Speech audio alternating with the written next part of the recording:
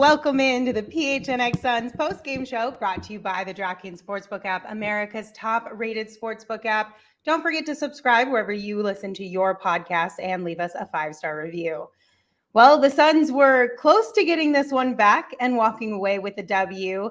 After a big three by Jae Crowder, the Suns were able to get the rebound, but they don't call a timeout, and then Jae turns it over, ultimately leading to their demise. The Jazz take this one 118 to 114. Look, we've got Lindsey acting like the Suns, forgetting they have a timeout with her forgetting her microphone right before this. But unlike the Suns, she pulls it off with just seconds to go and getting the microphone in there. It was a struggle bus. I forgot it needed to be in my lap. It's a weird Sunday afternoon with a weird game. I don't blame you, Lindsey. How are you? Let's you know what? Today is a day that we do a mental check-in with everybody. I'm going to start with you, Lindsey. How are you after that game? I'm a smidge more concerned than I was after Friday's game. Really? Yeah, only because, okay, I guess maybe not. I don't know. I do think the Suns absolutely could have won this game. If the Suns had Cam Payne or Chris Paul, they 100% would have won this game. There were some things that I liked about this one, far better than Friday night's game, of course.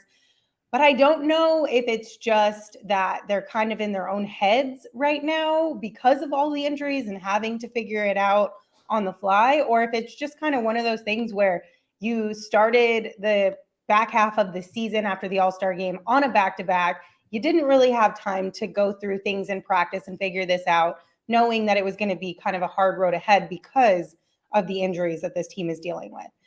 So I guess like initially a little bit of concern, but now that I'm like actually talking and thinking through it, maybe not so much. Yeah, How are you feeling? The other night was more concerning to me because it was a worse team. It was a worse loss. Today was sloppy at times, right? But you saw this Phoenix Suns team play their kind of offense at times. At times they played solid defense. There were just lapses. And whenever you get outscored 43-11 in bench points, there is not a chance in hell you're going to win a basketball game easily, right? Mm-hmm. And first off, Monty Williams to blame for not calling that timeout or having his team prepared to call that timeout if they got in a situation where they were going to throw away the ball. And let's be honest, Jae Crowder did not seem to know what he was going to do with that basketball and almost hit Monty in the head with it. I still don't know how he threw that pass so poorly. Monty should have had his guys ready to call that timeout, especially after you saved it by winning that challenge, by losing that challenge, in that weird situation. But yeah, I mean, I'm with you at least at the fact that you cannot blame Jae necessarily, solely at least for that situation there at the end. Yeah, look, and Tim saying Monty tried to call timeout. Okay, but he has to have his guys on the court ready to call that timeout too, right? Mm-hmm. And Jae should have known that. And if Jae stops and calls timeout, you're not leaving it to one of the refs seeing Monty trying to call timeout in the chaos of trying to bring that ball up. So I still think he should have had his guys prepared in that situation. Right. Again, though, they come back. They make a comeback push without CP3. They put themselves in a position to get a shot where that timeout actually mattered. That's why I feel better today than I did the other night. But yeah, that bench, that's problematic, and it's time to try to figure out these things. Monty needs to take a step back. Go in the big picture. It's not a huge deal to lose 2 in a row. But I need to figure out how to fix what has been broken in these 2 games, and the bench is a big part of that. Yeah. So real quick, Taboo's Tidbits, shout out for the super chat. We appreciate you. They said this show's theme music is fire. Love the beat selection as a DJ. Much love, PHNX. We appreciate you and that. Thank you. And then Manny said, Monty needs to cut it out with his point book stuff. Yes, I know campaign is out, but you got Holiday for a reason. He needs to start to preserve Devin and let Cam Johnson give the bench a punch. Espo, we'll start with your thoughts. What do you think about this? Well, first off, shout out to the man Saul Bookman, who's not here. He's on assignment this week, but he's the man that picks the beats. I'm not going to take any credit for that. I would have us He playing did music. send them to us to ask our Look, opinions, and I look, think we all I'm not going to take collectively any credit. agreed. I'm not going to take any credit. We've been playing music that people would be like, "What is this? Like some weird ass show going on?" I'm not the guy to pick the Like, beats. when was this music made? Yeah, not a shock that I wasn't the one that selected it, but I agree with what Manny's saying in theory. I get it. Like point book hasn't gotten you the wins these last two games, but Devin Booker has done very solid work being put in that position. It's not ideal, but he can't play much better than he has in this. He finishes with 30 points, 7 assists, 7 rebounds tonight, and I believe a couple steals, as well in there. I Yeah, don't he had blame 2. Book's play, right? But the whole situation by moving him to point guard and putting Cam in the starting lineup just messes so much with that bench. You have no offensive firepower. It's problematic, right? But do you want more Alfred Payton minutes? Like he's in a shitty situation. Let's It's be honest. Until campaign comes back, this is a no win for Monty Williams in trying to decide how to juggle these lineups, right? If you put Aaron Holiday in the starting lineup, you have to play Alfred Payton at some point. Like you can stagger minutes as much as you want, but at some point, either Book's playing point guard or Alfred Payton's playing minutes. And I'd rather have Devin Booker on the ball than Alfred Payton being the guy. Well, and then you have to think too, okay, if you move Aaron Holiday to the starting unit in this interim period, it takes away the potential for him to develop some chemistry with that bench unit, because the minute campaign comes back, he's going to be in the starting 5. One in theory, right? At least you never know what Monty and the coaching staff decide to do. But in theory, campaign would be your starting point guard. Aaron Holiday would be your backup point guard. Do you want to lose the opportunity over the next handful of games, however long it takes for campaign to come back from that injury, to allow Aaron to develop that chemistry with the guys on the bench? I guess then at the same time, though, you're like, well, he's not developing chemistry with Cam Johnson, who is one of the biggest offensive firepowers off of the bench. It's just such a mess. You almost question, somebody mentioned it in the chat, and I don't remember who, I'm so sorry.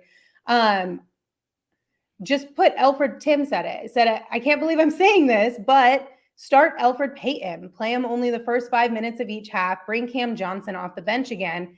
Then you have the offensive firepower from Cam Johnson. You allow Aaron Holiday to continue to develop with that second unit, including Cam Johnson. Maybe that is an option, but then again, you're relying on Alfred Payton in minutes where you have tried to go to him before and you just see it doesn't work either. Well, and it's a tough situation to be in.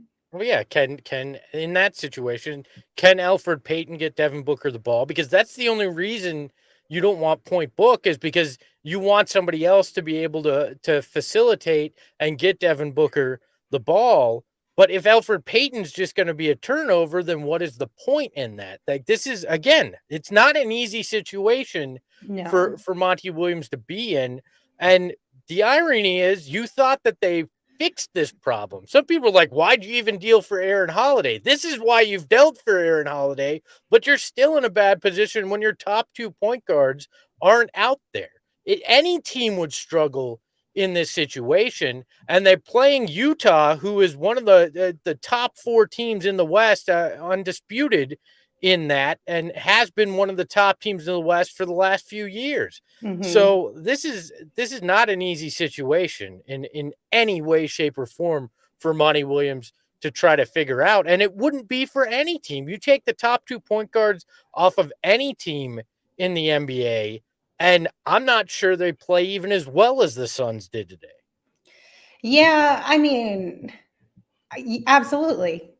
There's no disputing that. If you take away a team's point guard, both your first, second, and then Friday night your third, of course it's going to be a tough outing for you. But And the Utah Jazz came in here. They were angry. They had revenge on their mind. The Suns have been whooping up on them for a while now. They wanted to win this game, and they knew that it was a better opportunity for them to potentially win this game. They came out with a little bit of extra energy and a little bit of vengeance behind their play tonight. And so it's not surprising that they were able to beat the Suns with how much they're dealing with injuries and just the situation they're in, and the fact that the Utah Jazz are a really good team. So we got to give them a little bit of credit. But the silver lining in all of this, which you've talked about this already, is that we were right there. Like, we were very close with a very good team, even though the Suns were shorthanded. So the more reps we get, the more they kind of smooth out this whole situation. It's looking to be a more positive down the road, I would hope. Well, here, to put this in perspective, imagine the Utah Jazz today without Mike Conley and Jordan Clarkson. Mm-hmm. I mean, this is a much different game if Utah doesn't have those two guys, and that's what the equivalent, and even more so probably for the Suns with CP3 and Campaign out. So it sounds like Campaign's getting closer, but then again, he's coming back for the first time since January. He's been on the shelf. It's gonna take a little while. It may help fix some of the rotational issues, but we don't know what Campaign we're gonna get at that point. We probably should go to the bar. Yeah, let's go to the bar. I feel like some Sunday afternoon drinks wouldn't hurt anybody right now. Jordan Clarkson. That's what we're drinking today. Man, that guy, he was just killing us tonight. I was like, can you stop, please, sir? My goodness. Every time you turned your head, he had an open three or he's getting to the bucket. I mean, he finishes the game here with 22 points on 10 of 17 shooting, added in 5 rebounds, had 3 assists. I mean, the only thing he didn't do was shoot the 3 great. He was 2 of 7 from beyond the arc. But, man, that guy, he's instant offense. There was a reason why he was the 6th man of the year last year. And unfortunately, Phoenix fans got a front row seat for it on this Sunday afternoon. Yeah, absolutely. But, Steve in the chat said any Campaign is a huge improvement. And I think he is correct, because we were a little bit talking to, we don't know exactly how long it's going to take Cam to kind of figure things out or what type of Cam we're going to get back. But at this point, Steve, you're right. Any Campaign is a huge improvement for this team.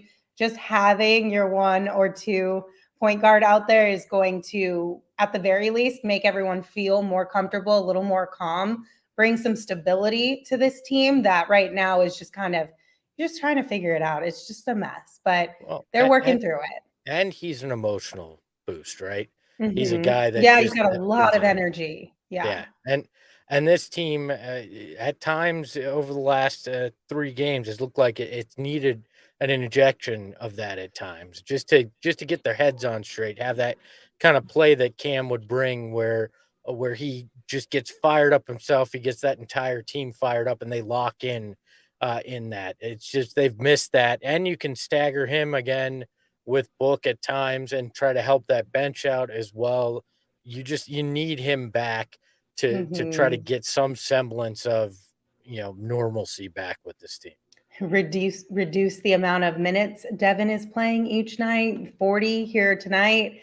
Like we really, but still, Espo, still. I'm sorry. Like, I get it. He had a long, off season, played a lot of basketball, but if you can't turn to him to play 40 minutes for a handful of weeks to try to help you out, or 35 to 40, I'm sorry. Like, he should be leading able up to the playoffs. Like, you can turn to him, but then you're risking something leading into the playoffs. Look, I get it. And we said you can drop some games, right? You can take the time here, and that's what you did in the first 3 quarters of the season by getting a 6.5 game lead in the West and over the entire league. Having that 1 seed, you can play around a little bit, right? Mm-hmm. You can get some rest for guys, but you need to make sure you don't blow through that lead here too early. So let Devin Booker play 35, 40 minutes over the next handful of games. try to make sure that a 2-game losing streak doesn't become a 3, 4, 5-game losing streak, and you blow that lead you have in the West right away with CP3 out. That's my biggest fear. So just make sure you don't turn this into a longer losing streak.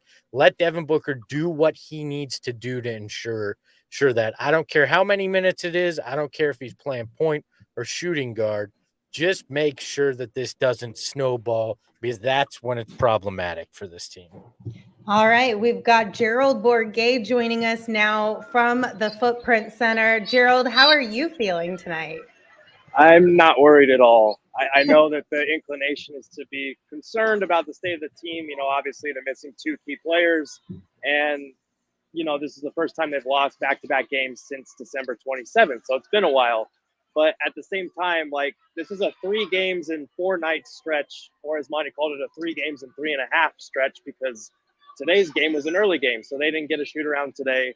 They didn't get a chance to practice yesterday because it was off the back-to-back, which he called it humorous that they even had a back-to-back to start, coming out of the All-Star break. That is a little bit odd. I'm not that concerned about it. I am a little bit concerned about the heavy minutes that Book is playing, but like Espo was saying, this is kind of a big stretch where you can throw guys in the fire. They're off until Wednesday now, so they have some time to recuperate. And, the next couple of games, they got the Blazers and the Knicks. Those are very winnable games at home. Hopefully you'll have Campaign back by then. Hopefully Aaron Holiday won't be dealing with the soreness that was bothering him a little bit today. So I'm not that concerned about it. They're still up 5.5 games. They'll be up 5 games if the Warriors win over the Mavs tonight, which is not guaranteed. I think Klay Thompson's missing that game. So yeah, you don't want to blow through a big lead that you have early on. But I really do think, this was a good Jazz team that they lost to today, and they lost to them without their first or their second string point guard. So I'm not too concerned about it. By the way, to clarify something, Easy in the chat says, dumbest thing I ever heard, playing 40 minutes now till the playoffs is not a good idea. That is not what I said Devin Booker should do.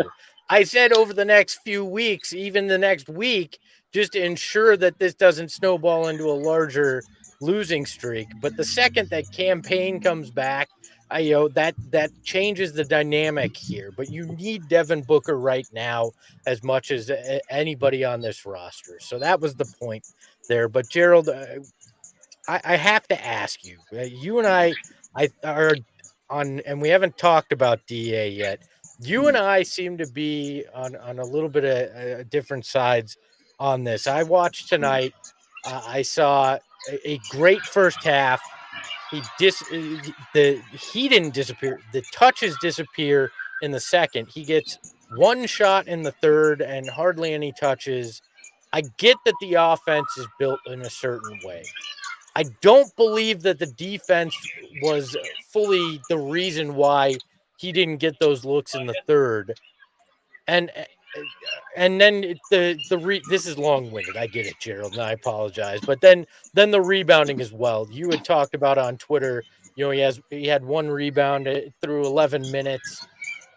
Isn't part of that because he's doing so much on the defensive end as well, and that he's switching, he has to do these things as the leader, puts him out of position at times as well, because where he's boxing out one of the 2 bigs down there? Let's talk DA, Gerald. Yeah, let's talk DA. So, because there's a lot of conflicting viewpoints on DA's performance today, and I thought it was a very weird Deandre Ayton game, because in the first half he had it rolling. I think he had 17 points at halftime.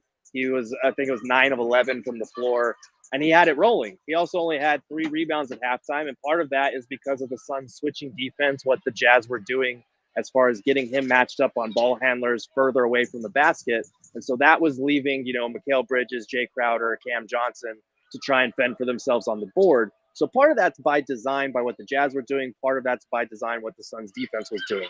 However, he also was not boxing out a couple of times on Hassan Whiteside and Rudy Gobert. And that's the reason for some of those rebounds. And I really do think that kind of traces back to how involved he is on offense, because when he is getting a lot of touches, when he is carrying a heavier load on offense, it's harder to do that on both sides of the floor. So if anything, I think it might be the opposite, where in the second half, his lack of touches was part of the reason why he got more rebounds, was part of the reason why he was a little bit better defensively. I think the ball handlers of the Jazz kind of got past him on a couple possessions late. Jordan Clarkson had that ridiculous floating running layup that he hit. That was just a tough shot. I do agree with you. I think there are some instances where they could have gotten DA the ball a little bit more, but he also did fumble some touches. He got some touches where he kicked it back out to three for wide open threes that the Suns just missed. And, you look at the offense in the second half, they didn't have problems scoring. They had 29 points in the third, 25 in the second or in the fourth.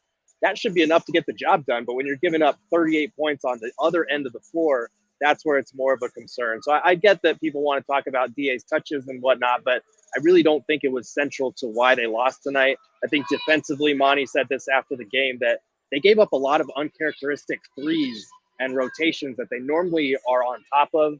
I asked him if that was part of, not having a practice or shoot around for the last 2 days. It was part of missing Chris Paul.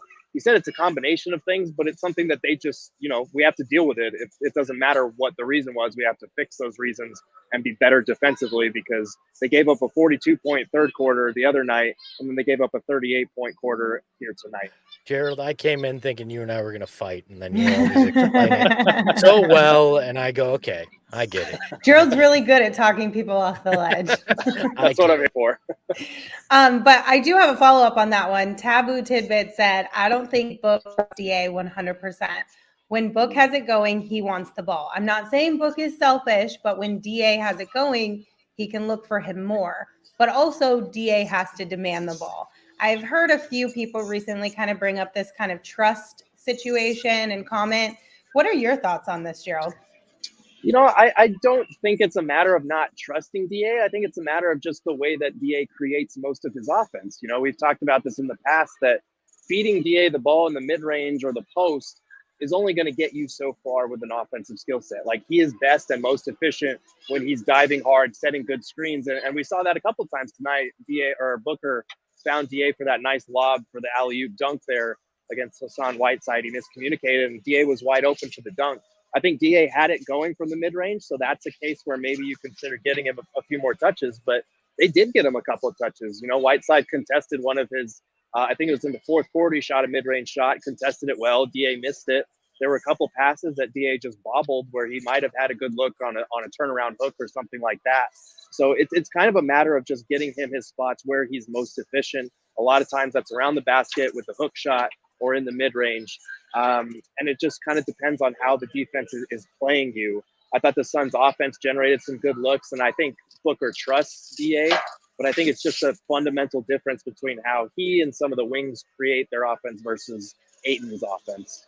Yeah, and I think in the fourth you saw that, where on the pick and roll, Book came down, and DA came down the lane, and Book made a great pass. DA just didn't get a handle on it.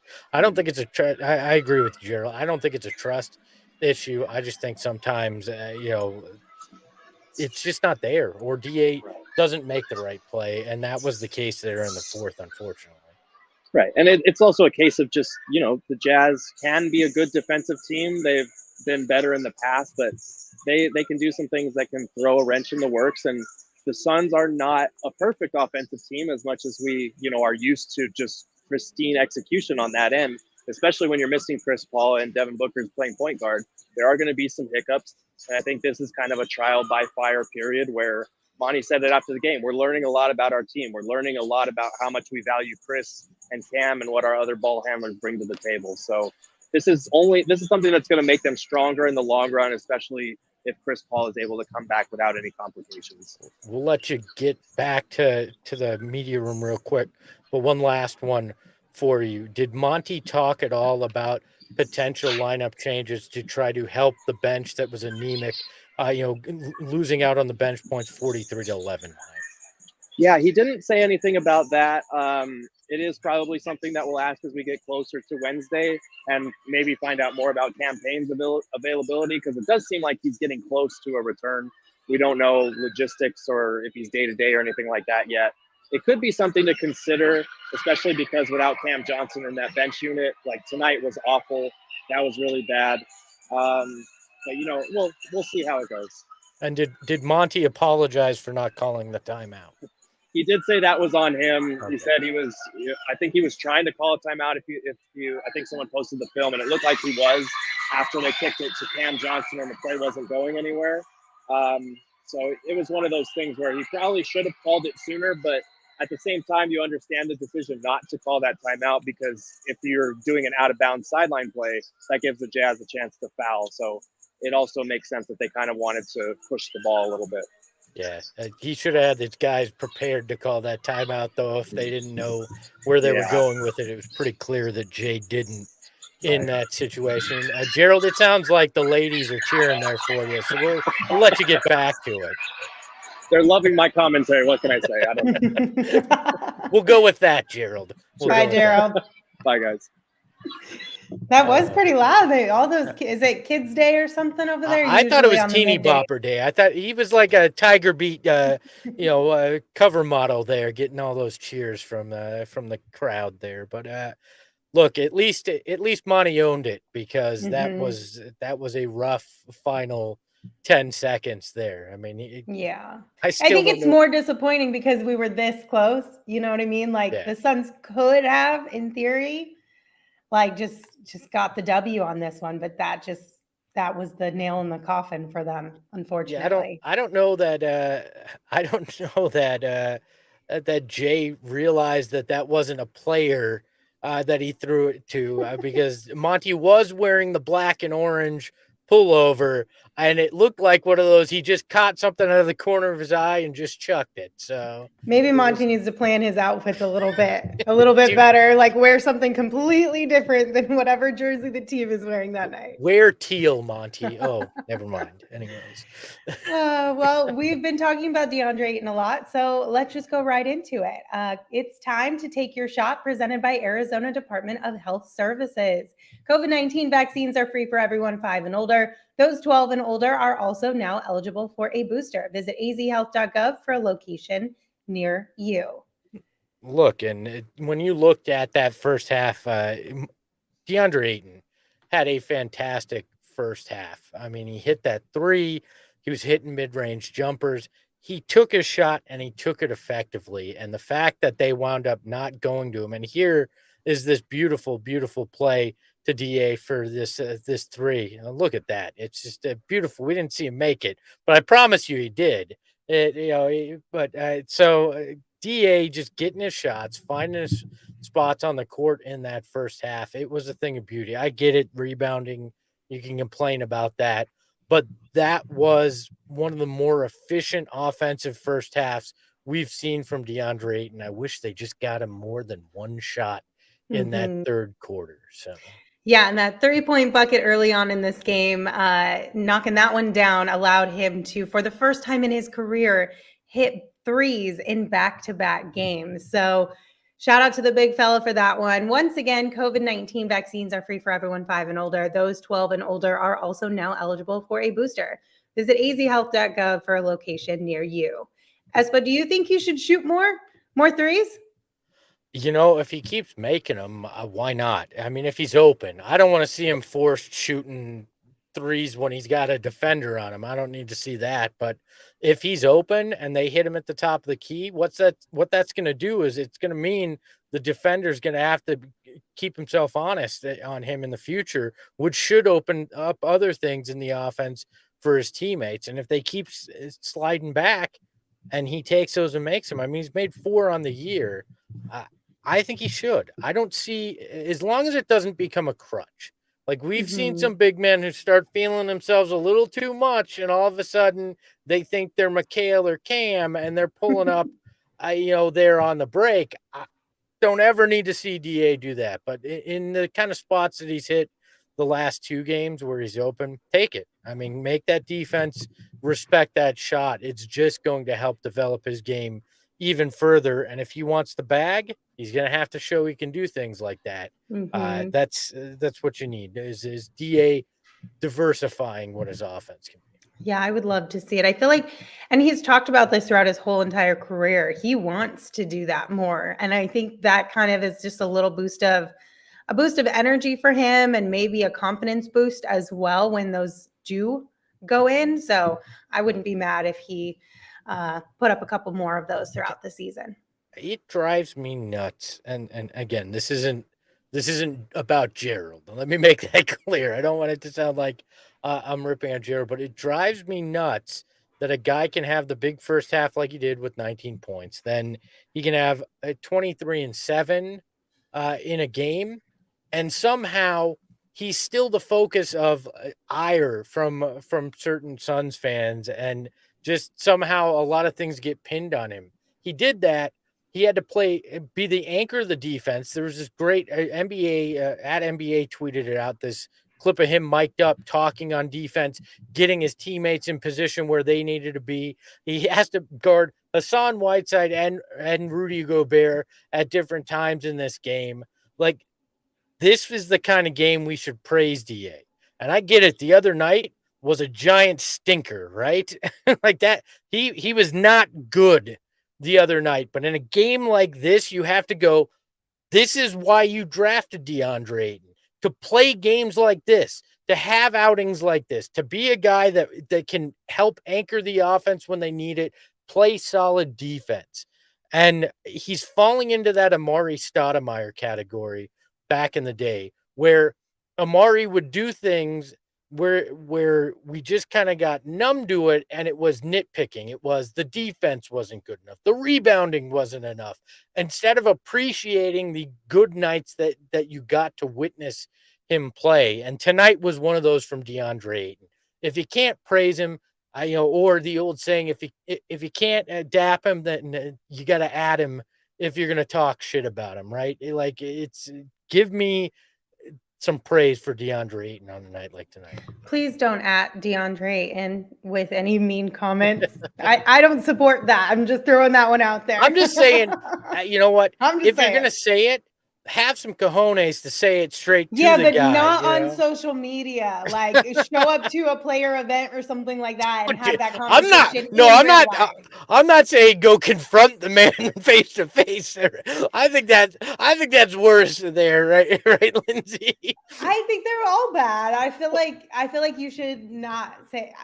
You can say whatever you want. I don't think you should at them. That's all I'm saying. Poor DA's going to be sitting at dinner and they're going to go up, Lindsey Smith told me to come up and tell you to your face that you suck.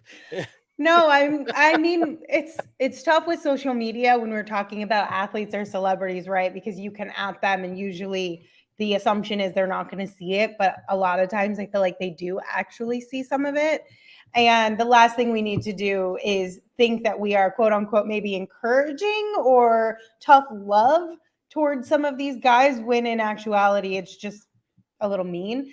I'm 100% like, do not at people. Like, it's just not cool. Also, just, I don't know. Anyway, but I do think the biggest thing with DeAndre Ayton is that it's a tough situation because he was drafted first, right? He's a number 1 overall pick. The expectations for him are far higher than majority of players across the league because of that specifically, and especially here in Phoenix, because like getting a number 1 overall pick was a big deal. You want that player to be a complete game changer for you. And I'm not saying that DeAndre is not, but I think it opens the door for nitpicking even further. Like Saul, I'm sure Saul is just kicking himself for not being able to join us on the show, because early on he was in the comments saying, Devin is afforded the opportunity to make errors or bad shots offensively. DeAndre Ayton is not. He's expected to be perfect. You know what I mean? And I do think the standards we hold DeAndre to are very, very high. I'm not saying he can't live up to them, but I think we've had those standards set from day one. And it's been tough in that area because so many fans are like, Team DA, I think he's doing great. We need to celebrate what he does. And then other fans are like, yeah, but. And I think there's fairness to both sides, to be honest with you. I just want consistency. On a good game, give him credit. On a bad game, give him crap. Like that should be the baseline that we have for anybody, right? Is honesty about it, right? When a guy has a bad game, don't be afraid to say it.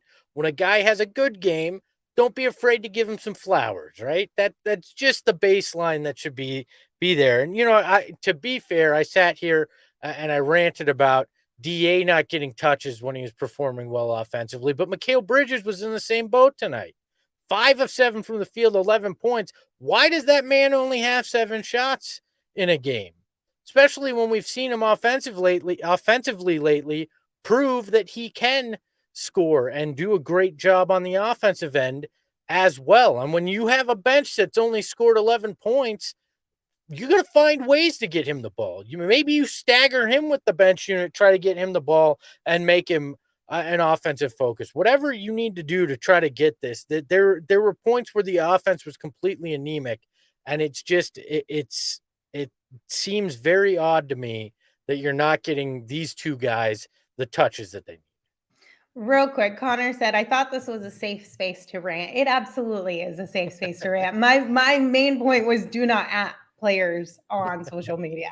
That was the biggest takeaway. That's it. Just you know what? Remember, just to be honest about things. Let's not get too you too can bad be on either side. critical. You can be critical, but you Yes. also have to give flowers when flowers are due. Yes, It's and both sides. Yeah, yes, I get it. I get exactly. it. That's all my point was. Easy in the chat has brought this up a couple times and says Mikal Bridges never gets any criticism, and he, in his opinion, thinks he's overpaid. Torrey Craig is a great defender too. Are we going to pay him $80 million? He was talking about, just kind of the consistency with Mikal Bridges offensively. One night he'll have 20 points, the next night he'll have 5. How do you kind of feel about this one, Espo? I do think that Mikal has made strides offensively. Prior to Friday's game, he was on a 12-game streak of 10 or more points in each game. So I think he has made strides there. I do think that at points in time, though, you can say there is inconsistency offensively from Mikal. But to your point, Espo, what you were just saying, like, why did Mikal only have 7 shots tonight? Yeah. Look, you have to. I wouldn't say that Mikal is overpaid, right? Because when we've talked about it on the show, the defense is the Khloe Kardashian of the group, right? It's not the attractive thing that gets all the attention out of the group, but it deserves its own praise in its own right. And I don't mean that as not. I saw the face, Lindsay. I don't mean that. I'm just saying it doesn't get as much attention as everything else, right? And it deserves to. Like the defense deserves to get attention, and some guys get paid because of that. And we understand that part of what Mikal got paid for is his offensive potential as well. He's still young. He hasn't reached it. I agree he takes less flack than Deandre Ayton, but he also got $90 million, where Deandre Ayton wants the max and was a former number 1 pick. So these are very different things. Can you say Cam is a better offensive player than Mikal or has more potential offensively? Yes, and we've said that before. That Cam's ceiling offensively is much higher than Mikal's, but Cam's ceiling defensively is much lower than Mikal's. So they both probably deserve about the same amount of money if you're paying partially on potential based on one side of the ball. It's tough, right? I mean, okay, 80 million instead of 90 million. We're splitting hairs there when you're looking over 4 years, right? And really, you need to pay all these guys if you believe in it, and screw the cap. I don't care about that. If you believe that this is the core, this is the team that's going to win, pay them all market value. And some argue Mikal got below market value, especially the way he started this year. So, I don't think Mikal is overpaid. What he does on this team is great. And you know what? If Deandre Ayton had said, yeah, I'll take 4 years, 90 million, they would have rushed him the check right away too. It's the fact that Mikal wasn't asking for the max. That's the reason he got paid before DA. It's that simple. And how many times do you hear players around the league or former players praise Mikal Bridges and what he does for this team? And they always point back to, yes, you have to have 1, maybe 2 superstars on your team, like Chris Paul, Devin Booker, but you don't win without guys like Mikal Bridges also on your team. Like he may not be the most consistent offensively right now, but he is extremely valuable to this team and just as an important piece as the other ones. So yeah, we could potentially maybe nitpick a little bit more on Mikal and make a little bit of the standards a little higher, just as more of an encouragement to reach those type of goals. But I still think Mikal is extremely valuable to this team. Easy's also saying, they're talking about Torrey Craig. Hello says Torrey Craig is as good as Mikal is on defense. Look, in short spurts, the difference is Mikal can go out there and play 40 minutes in a night, plays immensely consistent defense. If you played Torrey Craig 40 minutes in a night, you're not going to think that he's as good of a defensive player as he looks when he plays 4 or 5 minute spurts. Like that's the thing here. And you're not going to see the cutting and the offensive plays that you see from Mikal throughout a game when he's playing 35, 40 minutes. That's the thing. If you look at it in short spurts, sure, you could say, oh, well, they're on a similar footing, but that's a weak argument. Sorry, guys. That's just a weak argument to me. It's not the truth there. All right, we are going to move on because it is time to name our draft king of the game. And this one might be a little controversial. So weigh in the chat who you think it should be. But we decided to give it to Cam Johnson tonight. He finished with 23 points, just shy of a career high. He had 5 assists and 4 rebounds, 7 of 11 from the field. Cam Johnson is our draft king of the game, because that's what we decided to do. I mean, I'd argue, is the second most efficient non-point guard point guard tonight too. I mean, Aaron Holiday struggled. Book obviously had a good night, but Cam was finding Mikal on beautiful cuts. He had a lot of great passes. He was doing the little things very well, was hitting those threes. I get it. Devin Booker had 37 and 7. Gerald made that very clear that it was his vote tonight. But at some point, Devin Booker does Devin Booker things, right? Cam Johnson had a game where if he did not play that way, they're not even in this. This is a blowout loss like it was the other night. So I'm giving it to Cam, and you can argue with it, but I think it's the right call. And great crown placement, Shane. I'm not going to rip on you. That was pretty today. Yes, great crown placement. Also, I like to mix up the king of the game a little bit. If they're, especially on a loss, like I feel like you can't fully go like full on king of the game in a loss because you didn't win. But if there are games where it's close and 2 players played pretty well, and that one of those players is Devin Booker or Chris Paul, I tend to lean to giving it to the other player, because Chris Paul and Devin Booker are 99% of the time our draft king of the game is going to be one of the 2 of them. So, and Book did miss 2 key free throws. So which is if we're going to nitpick. That was surprising. All right, we're going to take a quick break because I got to tell you about the latest offer from DraftKings Sportsbook. So when Covington and Masvidal step into the octagon this Saturday at UFC 272, DraftKings Sportsbook, the official sports betting partner of UFC, has a knockout offer for new customers. So bet just $1 on the main event and get $100 in free bets, no matter what. First round knockout, you get paid. Majority draw, you get paid. No matter what, you're going to get $100 in free bets. So download the DraftKings Sportsbook app right now. Use promo code PHNX. Throw down just $1 on the UFC 272 main event and get $100 in free bets no matter what happens in the fight. DraftKings, it's safe, it's secure, it's reliable, and best of all, you can deposit and withdraw your cash whenever you want. So one more time, don't forget to use that code PHNX this Saturday at DraftKings Sportsbook, the official sports betting partner of UFC. That's 21 and older only, Arizona only. Gambling problem, call 1-800-NEXT-STEP. New customers only, minimum $5 deposit. Eligibility restrictions apply. See DraftKings.com/sportsbook for details.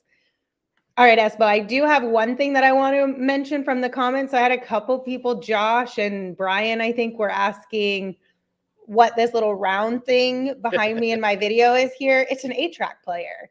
It's super vintage. It looks like an astronaut helmet or something of that sort, and I love it. That's it. Why does that get be called vintage, right?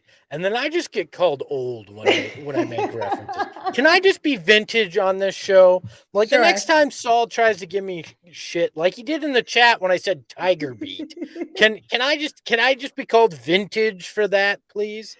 I mean, yes, that's fine. I'll work on just calling you vintage from now on. But sometimes I just ignore some of the things you say because I genuinely don't know what it means. Like, I don't know what a tiger beat is. It was a magazine for teeny boppers back in the 90s. Okay. That I have no idea. Damn So it. sometimes when you say things, I'm just like, that must be What's a something that gossip I just don't website? know anything about. Like I could have said it was like Dirty Scottsdale, but nobody's gonna get that reference either, and I know nobody's gonna get that one. Oh, sorry. I'm sorry I'm not hip anymore. I was down in Tucson for the Roadrunners game with our Coyotes crew last night, and we went to the U of A campus, which is where I went to school. And I both felt so damn nostalgic and realized how freaking old I actually am while I was down there. So I apologize to all of you. I will study up on things that are cool. Right? It's fine, Espo. Just stick with it. It's right? your thing. Vintage It's okay. means cool, Espo, not obsolete. Thanks, guys. Thanks. Phoenix Suns 22. Yeah, take the Mavs money line tonight. Why the hell not? So I don't know. Yeah, it's on you. I'm really bad at my gambles, so I've lost a lot recently. So clearly, I am not qualified to be giving any sort of advice on that. I took Bogdanovich and Booker to both have 25 tonight and lost that one. By the way, Hello says, to be vintage, you have to be well kept. I give up. Man, they're just giving you lots of grief. You guys are just going to bully me off the internet. I'm just going to sit back and I'm going to manage everything and just no longer be on shows. And then you'll all feel sad because you'll be stuck with Saul without me here to keep him checked. Yeah, so. They'll end up missing you. They'll regret it instantly. Anything else from tonight's game, Espo, that you kind of want to touch on? No, but I do have something I want to bring up. Okay. All right. Shane, bring up that tweet, by the way. And we don't have to read it. But basically, Shams is now in Foot Locker commercials. Shams Charania, the NBA beat reporter, right, is in I don't know why, but this came up on my timeline. A Foot Locker tweet promoting something called Full Court at Foot Locker with Shams Charania as the model. And Lindsay, I wanted to ask you, if you had a signature shoe as a member of the media, what would it be and what would it be called? God, that's a tough question to put me on the spot with. I would want to partner. I think I would want to partner with Converse. Good call. Because don't get me wrong, I wear a lot of Nikes and I love them. But I feel like there's something about Converse, like it's nostalgic, it's classic, like it's kind of like the Air Force One where every generation has had their run. You know what I mean? Like Converse will never not be in style, in my opinion. I don't think that we will ever see a time again where people are like, ew, you're wearing Converse. They will always be cool. I think they put out some pretty cool shoes, like with Kelly Oubre Jr. I like that. As far as what they would be called, that's so hard. I have no idea, to be honest with you. I will say the only thing I would ask is for whatever they're called to have an X in it, like the letter X, because I know this is weird, but it's one of my favorite letters just because it's so underrated and underused. So I always feel like words that have a letter X in it are kind of fun. So I think they have to be called the RIP X, right? There you go, RIP X. Shane says, "Sweet baby X Angels." That's also good. I find it interesting that you chose Converse for those reasons because you basically described the way I am on this show, and that so you want the Espo of shoes. I get it. Okay, good to know. So your things are just so obscure. That's the problem. Is that like, if everyone knew about the things that you were sharing, we'd probably be into it. Yeah. But they're so obscure that I feel like the masses don't know it. Look, you should go look them up so you can be cool like me. That's it. You know, like okay. I just have this stuff. Like I would be LA Knights, and they'd be full of hot air Espos, right? And that would be what they are. And half of you are like, I have no clue what LA Knights are. Well, go look them up. They were shoes in the 90s, and they were pretty cool. Okay. How do you feel overall about this like collab between Shams and Foot Locker? Look, I'm here for it. I kind of like it. I am too. Why if a company wants to partner with a media member, why shouldn't they be able to? I heard people, oh, why is Shams got? Because Shams is good at what he does. He has millions of followers, and of course a business is going to want to collab with him. So why the hell not? He's cool. People like him. I mean, I have no problem with them getting in on it. And I think too, like if you worked your way to become an insider like Shams or Woj to where you were able to have that large amount of following, you should be able to capitalize on it as well. You know what I mean? Like you see players and whatnot constantly having brand deals and collabs. Like why not for media members who've been able to bring it up in that way? So I kind of like it. It's unique. It's different.